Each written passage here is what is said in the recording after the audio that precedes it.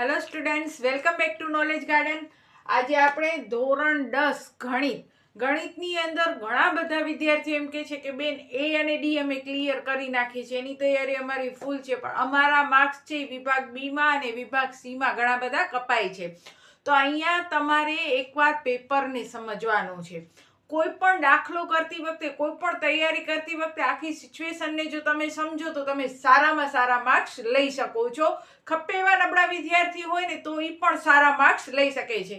આપણે જાણીએ છીએ કે વિભાગ બી છે એમાં તમને 13 ક્વેશ્ચન પૂછાય છે અને એમાંથી તમારે લખવાના 9 જ હોય છે ને, માત્ર 9 જ કરવાના હોય તમારે.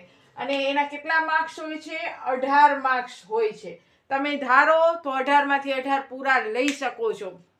ખાલી એક તમારી રણનીતિ બનાવો, એક આખો પ્રી પ્રોગ્રામ તમે તૈયાર કરો કે તમને વિભાગ બીમાં પૂરા માર્ક્સ જોઈએ છે તો તમે શું કરી શકશો અને કેવી રીતે કરી શકશો. તો આજના વિડીયોમાં આપણે એ જ શીખશું કે વિભાગ બીની અંદર મને પૂરા માર્ક્સ જોઈએ છે તો હું કેવી રીતે પૂરા માર્ક્સ લઈ શકીશ, એના માટે મારે કેવી રીતે તૈયારી કરવી જોઈએ.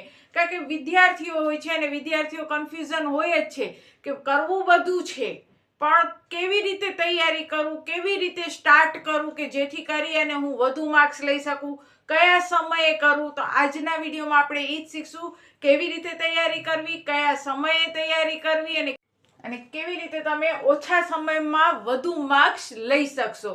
તો આજના વિડીયોમાં આપણે પહેલા વિભાગ બી જોઈએ. એનાથી પહેલા વાત કરું વિભાગ એ અને ડી ની. આપણે વિભાગ બી નો તો ફૂલ વિડીયો જ છે સમજવા માટે, પણ બને ત્યાં સુધી હું મારા વિડીયોમાં તમને સંપૂર્ણ માહિતી આપવાની કોશિશ કરું છું. અધૂરી માહિતી હોય એનાથી કોઈ દી આગળ વધાય નહીં. તો પહેલા વાત કરીએ આપણે વિભાગ એ અને ડી ની. તો શું ટીચર અમારે બધી જ ચોપડી જે છે ગણિતની ચોપડી અથવા અમારા કને નવનીત છે કે અપેક્ષિત છે એના બધા વિકલ્પો પાકા કરવા પડશે? અરે પાકા શું કામ કરો છો? વિકલ્પ ગણિતના છે તો એની ગણતરી આવડવી જોઈએ. વિકલ્પ ગોખવાના ન હોય.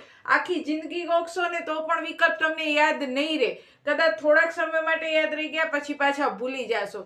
તો પહેલી વાત તો એ કે તમને ગણિતના દરેક ચેપ્ટરની મેથડ આવડવી જોઈએ કે કયા ચેપ્ટરમાં કયા સૂત્ર લાગુ પડે છે, કયા નિયમ લાગુ પડે છે. હવે વાત એ થાય છે કે બેન સમય ઓછો છે, બધા ચેપ્ટરનું અમે રિવિઝન કરીએ તો બહુ વાર લાગશે. તો એના માટે ઘણી બધી સ્કૂલોમાંથી ઘણા બધા પેપર સેટ તમને આપવામાં આવે છે, ફ્રી ઓફમાં જ આપવામાં આવે છે. ક્યાંય પ્રજ્ઞાન આપશે તો ક્યાંય લિબર્ટી આપે છે, ક્યાંય વિનય સ્કૂલના આપે છે, તો ક્યાંક એસઓએસ સ્કૂલના આપે છે, પટેલ એન્ડ પટેલના ઘણા બધા પેપર સેટો છે. બરોબર, હું એમ નથી કહેતી કે તમે આ પેપર સેટ ખરીદો, ખર્ચા કરો. સ્કૂલોમાંથી પણ આપે છે અને જો સ્કૂલોમાંથી ના આપે તો હું નોલેજ ગાર્ડનની જે પોસ્ટ છે એની અંદર પણ ઘણા બધા પેપરો મૂકતી હોઉં છું. તો એ પેપર કરો જો તમારા કને પેપર સેટ ના હોય તો. આ બધા જ પેપર સેટના તમે વિભાગી કરો. વિભાગી કરશો ને તો તમને એક જાતની આખી શ્રેણી દેખાશે કે પહેલા ક્રમમાં, બીજા ક્રમમાં, ત્રીજા ક્રમમાં કેટલા મળતા આવે એવા વિકલ્પો છે. અને તમારે આખી ચોપડીના વિકલ્પો કરવાની જરૂર જ નથી. હું તમને કહું છું કે તમે માત્ર 5 થી 7 પેપર ગણિતના હોય જે હમણાંની બ્લુપ્રિન્ટ પ્રમાણે છે, બોર્ડ 2025ની બ્લુપ્રિન્ટ પ્રમાણે જે પેપર સેટ છે એના 5 થી 7 પેપર સેટના જો તમે વિભાગે ક્લિયર કરશો ને તો બોર્ડની અંદર તમને 24 માંથી 24 આવે ને આવે જ. અને આવા ઘણા બધા તમે જ્યારે 5 થી 7 પેપર સોલ્વ કરો છો ને ત્યારે તમને મગજની અંદર એક વસ્તુ 100% કન્ફર્મ થઈ જાય છે કે આ રીતનું જ પૂછાય છે. એટલે કે આપણું મગજ છે એ પ્રમાણે સેટ થઈ જાય છે, પેપર પ્રમાણે સેટ થઈ જાય છે કે આ રીતે. જો કોઈ પણ વસ્તુ પહેલી વાર કરો ને ત્યારે ડર લાગે, પણ 5-7 વાર એ વસ્તુ કરી લીધી હોય ને પછી આપણને ડર નથી લાગતો એ વસ્તુનો. તો અહીંયા તમારે પેપર પણ 5-7 પેપર કરવા જોઈએ જેથી કરી તમારો મગજ છે પેપર સાથે એકદમ સેટ થઈ જાય, ખ્યાલ આવી જાય કે આ જ રીતનો પૂછાય છે. તો પહેલા આવી રીતે વિભાગ એ ની તૈયારી, ને વિભાગ એ ની તૈયારી માટે તમારી પાસે જેટલા પણ પેપર સેટ હોય જે 2025 માર્ચની બ્લુપ્રિન્ટ પ્રમાણે હોય એના તમે સોલ્વ કરો. અને જો ન હોય તો નોલેજ ગાર્ડનની પોસ્ટ જુઓ અને હજુ પણ વધુ જોતા હોય પેપર તો એના માટે તમે મને પોસ્ટ ઉપર મેસેજ પણ કરજો તો હું વધુ ને વધુ પેપર તમને મોકલીશ. કારણ કે મારા આગળ ઘણી બધી પેપર સેટ આવેલા છે. એમાંનો જ આ એક પેપર સેટનું મેં અહીંયા ઉદાહરણ પણ લખેલો છે. આ મોડલ પેપર જ છે અને વિભાગ બી નો છે અને માર્ચ 2025ની બ્લુપ્રિન્ટ પ્રમાણે જ આખો છે. તો આ થઈ વિભાગ એ ની વાત. જો તમને 24માંથી 24 પૂરા મળે એટલે તમે પાસ થવાની ઘણા નજીક આવી ગયા, બરોબર. 20 તો મળવા જ જોઈએ. ચાલો 4માં કંઈક આપણી મિસ્ટેક હોય તો 20 તો તમને મળતા જ હોય, પણ આપણે 24ની જ તૈયારી કરવાની. એટલે કે વિભાગ એ, હજી એકવાર કહું, વધુ ને વધુ પેપર વિભાગ એના સોલ્વ કરજો. પછી આવશે વિભાગ ડી ની વાત. પેપર કેવી રીતે લખવું, આપણો વિડીયો જ મેન એના ઉપર છે આજે. તો પેપરમાં સૌથી પહેલા વિભાગ એ લખી નાખો. વિભાગ એ લખ્યા પછી તમારે લખવાનો હોય વિભાગ ડી. પણ વિભાગ એ તમે લખશો કેવી રીતે? તો જો વિભાગ એમાં ધારો કે આ તમારો પેજ છે, તો અહીંયા તમે અંદરની સાઈડ લખજો વિભાગ એ, અહીંયા ઉપર નહીં. પછી અહીંયા નંબર આપો, પેલો એનો અહીંયા આન્સર, પછી એક લીટી મૂકી બીજો એનો આન્સર, પછી એક લીટી મૂકી ત્રીજો એનો આન્સર. આવી રીતે તમારે વિભાગ એ કરવાનો હોય, બરોબર. 24 હોય. હવે ઘણા વિદ્યાર્થી એવું કરે કે અહીંયા કને ધારો કે આ પેજમાં અહીંયા પૂરું થયું, તો અહીંયા જગ્યા છે એટલે 1 2, ધારો કે અહીંયા 12 સમાણા તો 13 અહીંયાથી શરૂ કરશે. ઈ ને ઈ પેજ ઉપર, ઈ ને ઈ પેજ ઉપર શરૂ ન કરો. તમે જે વિભાગ એ છે, આ વિભાગે 1 2 3 4 5 6 7 8 9 જેટલા સમાણા એ 12 સમાણા, 13મો છે પાછળના પાને શરૂ કરો. ઈ ને ઈ પાના ઉપર ન લખો. તો વિભાગે આવી રીતે નંબર આપો સાચો, એની સામે આન્સર લખો, એક લીટી મૂકી બીજો નંબર આન્સર, એક લીટી મૂકી ત્રીજો નંબર આન્સર. અને તમારો ઈ પેજ પૂરો થાય તો નવા પેજ ઉપર હજી વિભાગે બાકી હોય તો નવો પેજ યુઝ કરો. ઈ ને ઈ પેજ ઉપર ન લખો. પછી વાત થશે, હવે આપણે કરીએ એના પછી શું કરવાનું. વિભાગ એ થઈ જાય અને વિભાગ એ કેવી રીતે કરવો એ પણ મેં તમને સમજાવ્યું કે 5 થી 7 પેપર કરો. ચોપડી ગોખવા ન બેસો, નવનીત ગોખવા ન બેસો. 5 થી 7 પેપરની તમે પ્રેક્ટિસ કરો. વિભાગ એની ના આવડે તો જુદા જુદા વિડીયો જુઓ, જેની અંદર વિભાગે મેં પણ સોલ્વ કરાવેલા છે ઘણા બધા વિડીયોમાં. તો એ તમે વિડીયો જુઓ તો જેથી તમને ખ્યાલ આવશે કે કેવી રીતે આપણે વિભાગે સોલ્વ કરી શકીએ. વિભાગ એ કર્યા પછી બોર્ડમાં તમારે સીધો વિભાગ ડી કરવાનો. શું કામ આવું? કારણ કે મને ખબર છે બી અને સી માં વિદ્યાર્થીઓ એટલા મૂંઝાય છે કે 3 કલાકનો પેપર હોય એમાં 2 કલાક બી અને સી માં જ નાખી દે, 1 કલાક એમાં નાખી દે, 3 કલાક પૂરી વિભાગ ડી રહી ગયો બાકી. અને વિભાગ ડી બાકી રહી ગયો એની અંદર ઘણા બધા દાખલા આવડતા હતા, જે રહી ગયા. આવડતા હતા છતાં પણ રહી ગયા. તો પહેલા તમને જે વિભાગ બહુ સારી રીતે આવડે છે એ વિભાગથી શરૂઆત કરવાની. તો પહેલા આપણે વિભાગ એ કર્યો, પછી વિભાગ ડી. તો વિભાગ ડી ની અંદર છઠ્ઠા પ્રકરણના 2 દાખલા હોય છે. એક સમાંતર શ્રેણીનો દાખલો હોય છે, એક ચોથા ચેપ્ટરનો દાખલો હોય છે, 2 આંકડાશાસ્ત્રના, 2 સંભાવનાના.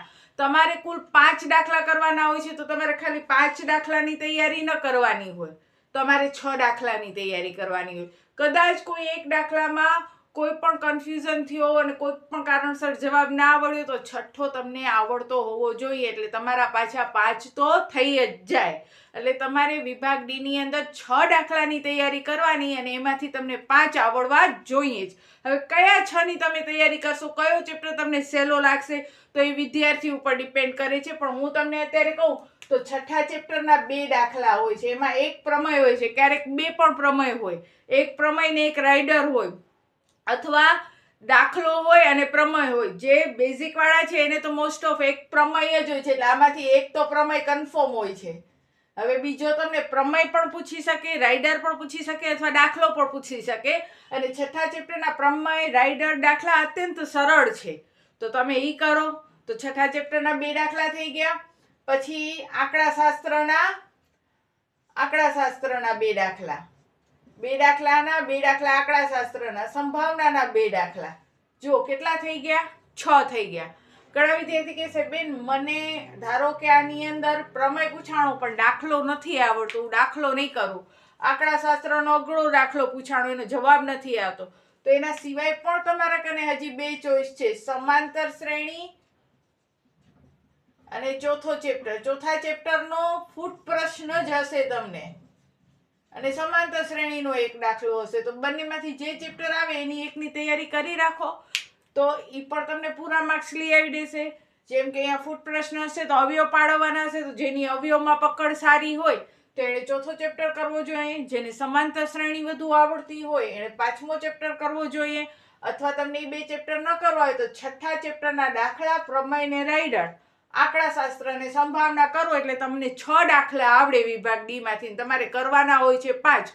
પછી જોવાના કે કયા 5 તમે સરળતાથી સારી રીતે લખી શકો છો. એ દાખલા કરવાના. દરેક દાખલામાં ક્રમ સાચો આપવાનો. દાખલો કર્યા પછી તમારો જે આન્સર આવે છે એને બોક્સમાં પૂરો, પેન્સિલથી પૂરો, બોલપેનથી પૂરો, પણ લાસ્ટમાં જે તમારો આન્સર આવે છે એને તમે બોક્સમાં પૂરો. એટલે ટીચરનું ધ્યાન ડાયરેક્ટ તમારા આન્સર ઉપર જાય. આન્સર સાચો હોય એને લીધે તમારી પેપરમાં ઇફેક્ટ સારી પડે. તો વિભાગ ડી ની અંદર પણ દરેક પ્રશ્ન છે એ એક પેજ ઉપર જ લખો, કારણ કે પ્રમેય મોટો હોય છે, એક પેજ ઉપર સમાય. તો બીજો પ્રશ્ન બીજા પેજે શરૂ કરો, ત્રીજો પ્રશ્ન ત્રીજા પેજે શરૂ કરો, કારણ કે આંકડાશાસ્ત્રના દાખલા એ મોટા હોય છે એટલે એક એક પેજ રોકાઈ જ જતા હોય છે એની અંદર. અને ગુચડામાં અને એકદમ બાજુમાં લખવાની આપણને કોઈ જરૂર નથી. આપણે શાંતિથી કરવાનું છે અને વ્યવસ્થિત ચોખ્ખું કામ કરવાનું છે. તમારો જે આન્સર આવે છે એને બોક્સમાં પૂરવાનો છે, સાચો ક્રમ આપવાનો છે, અને એ બધું આવી રીતે મેં તમને હમણાં જે પેજ દેખાડ્યો વિભાગ ડી, તો અહીંયા નીચે જ લખવાનો વિભાગ ડી. અને પછી ધારો કે તમને એની અંદર જે નંબરનો દાખલો કરવો છે એ નંબર આપીને પછી દાખલાની તમારે શરૂઆત કરવાની. હવે વિભાગ એ અને ડી તમારો કેટલા સમયમાં પૂરો થવો જોઈએ? તો વિભાગ એ 24 માર્ક્સનો હોય છે, તો વધુમાં વધુ તમારે અડધીથી પોણી કલાકમાં વિભાગ એ પૂરો થવો જ જોઈએ. વિભાગ એ અડધીથી પોણી કલાક, એનાથી વધારે નહીં લેવાની. વિભાગ ડી છે એ પણ તમારો, જો તમે નોન સ્ટોપ 8-10 પેપરના વિભાગ ડી કર્યા હોય ને તો વિભાગ ડી ની તમારી પકડ સારી હશે, કારણ કે તમારા મગજની અંદર કન્ફર્મ જ છે કે વિભાગ ડી માં પહેલા 2 દાખલા 6થા ચેપ્ટર ના જ છે. એ જોઈ અને ખાલી નક્કી જ કરવાનો છે કે કયો મને ગણવાનો છે. અને રોજે રોજ પ્રમેય ને દાખલાની ગણતરીને 8-10 પેપર ગણ્યા હોય ને એટલે એમાંથી જ કોઈક બેઠો દાખલો પૂછાય એટલે સ્પીડ આપોઆપ વધે. પેપર ગણવાની આ જ ખાસિયત છે. જેમ વધુ પેપર ગણો એમ મગજ તમારો પેપર સાથે સેટ થતો જાય. મગજ સેટ થતો જાય તો સ્પીડ આપોઆપ વધી જાય. તો પોણી કલાક તમે ધારો કે વધુમાં વધુ પોણી કલાક તમે વિભાગ ડી માં લીધી એટલે એ અને ડી મળીને તમારી 1.5 કલાક તો ગઈ. સારા વિદ્યાર્થી હશે તો 1.25 કલાકમાં કરશે. અત્યારે મારા સ્ટુડન્ટ છે, રોજ હું એની એક્ઝામ લેતી હોઉં છું પર્સનલી, જે મારા કને આવે છે, તો એ બધા સ્ટુડન્ટો 1.5 કલાકમાં 3 કલાકનો પેપર પૂરો કરી નાખે છે. શું કામ આવું થયું? 1.5 કલાકમાં 3 કલાકનો પેપર કેવી રીતે પૂરો થયો? તે લોકો રોજ પેપર ગણે છે, રોજ પેપર લખે છે, એટલે હવે એ લોકોનો માઇન્ડ સેટ થઈ ગયો છે પેપર સાથે કે આ જ છે, આ જ નંબરનો છે અને આ જ પદ્ધતિ કરવાની છે. સ્પીડ આપોઆપ વધી જાય એનાથી. વિભાગ એ અને ડી થઈ ગયા. પછી કરશું આપણે વિભાગ બી. આની અંદર જ વધારે પ્રોબ્લેમ હોય છે. તો વિભાગ બી માં આપણે શું કરશું? તો વિભાગ બી માં આપણને ખબર છે 13 માંથી 9 દાખલા કરવાના છે. હું તો કહું છું 9 કરવાના હોય ને તો 10 ની તૈયારી રાખો. જેને 80 માંથી 80 જોઈએ છે એને આવી જ રીતે કરવાનો. હા, જેને માત્ર પાસ જ થવું છે કે બેન મને 80 માંથી 80 નથી જોતા, મને તો ખાલી પાસ જ થવું છે, તો ખાલી જેને પાસ થવું હોય ને એ લોકો જે રાઉન્ડ કરું છું ને એ દાખલા ખાલી કરો.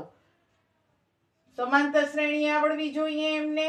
હાલો આ સમાંતર શ્રેણી કરો અથવા યામ ભૂમિતિ, 2 માંથી કોઈ એક ચેપ્ટર કરો.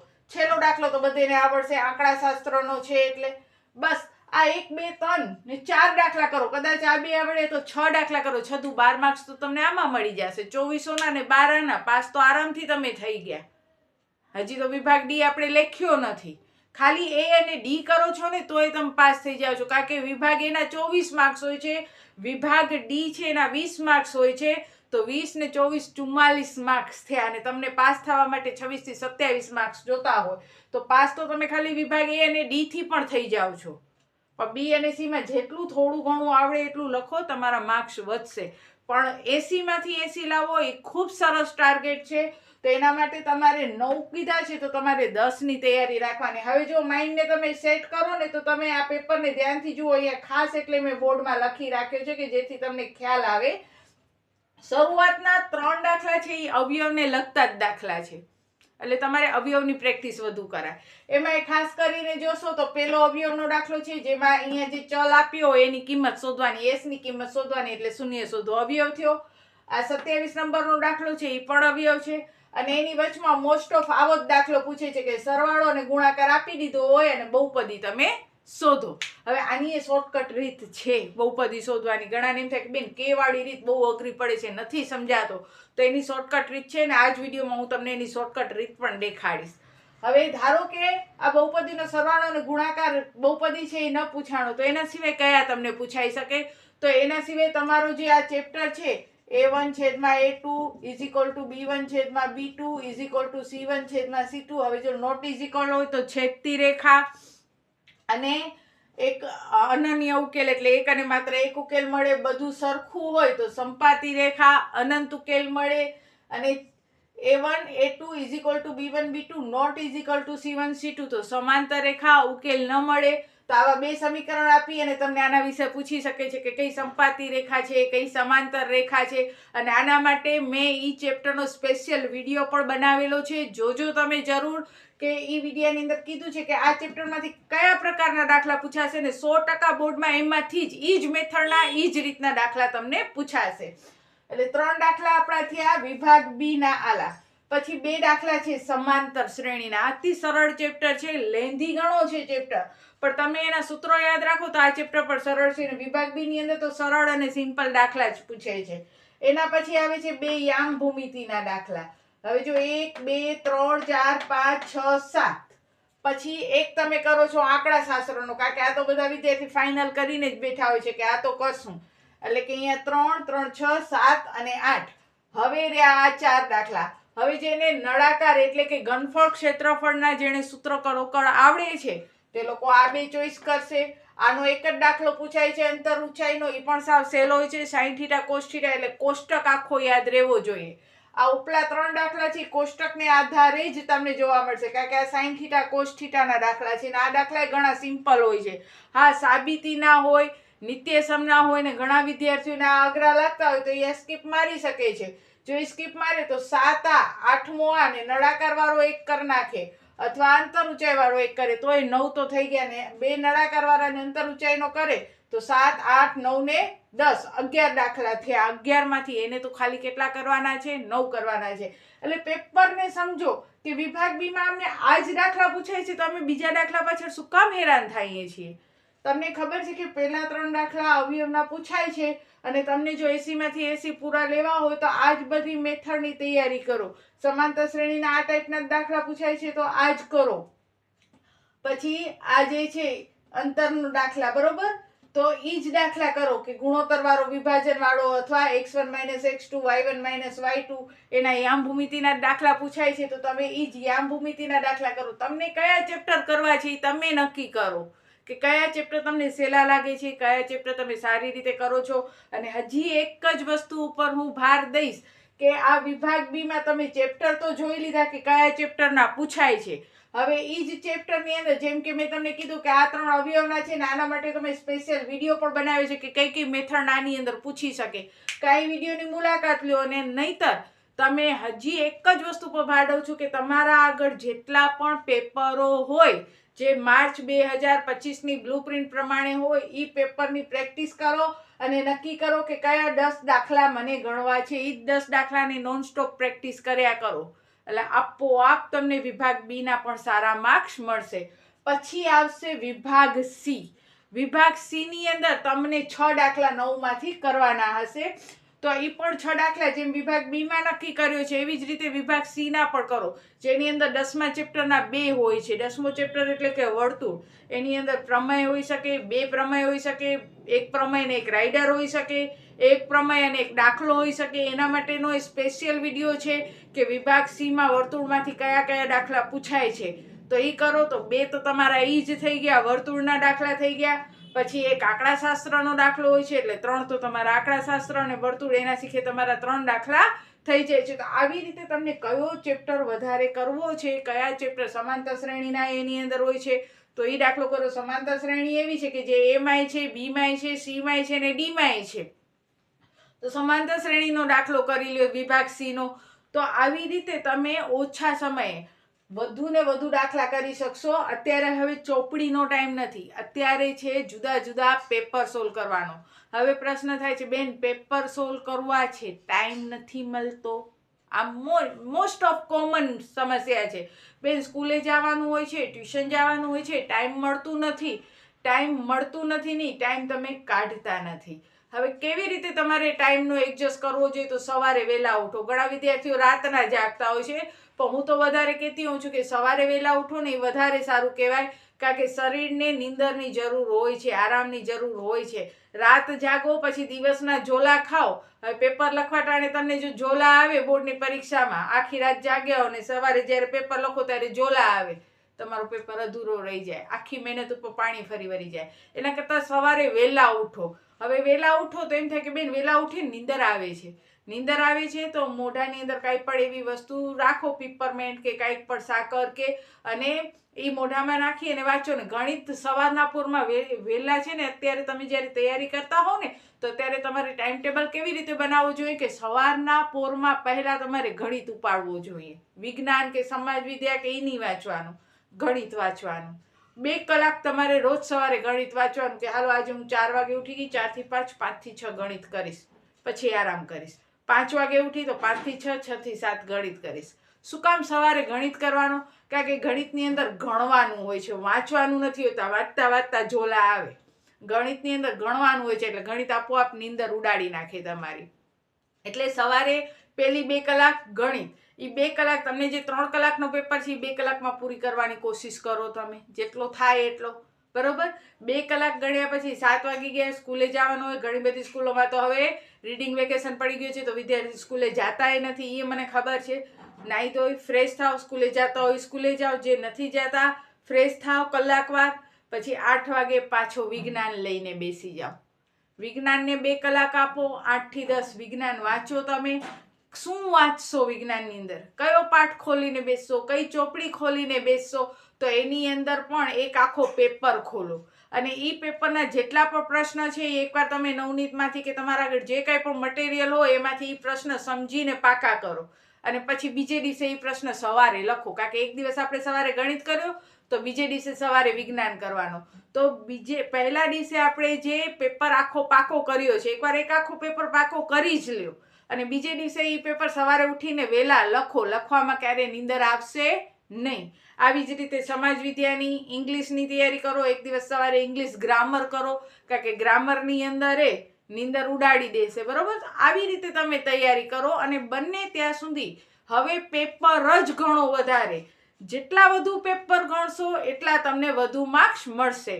તો આજના વિડીયોમાં મેં તમને સમજાવ્યું કે કેવી રીતે તમારે તૈયારી કરવી, કેટલા વાગે વાંચવાનું અને કેવી રીતે તમે તૈયારી કરી શકશો. જ્યારે પણ તમને જે સમય મળે છે ત્યારે તમે વાંચો. તમારા નબળા ફ્રેન્ડ્સ હોય તો એને દાખલા શીખવાડો તો તમને પણ આવડી જશે.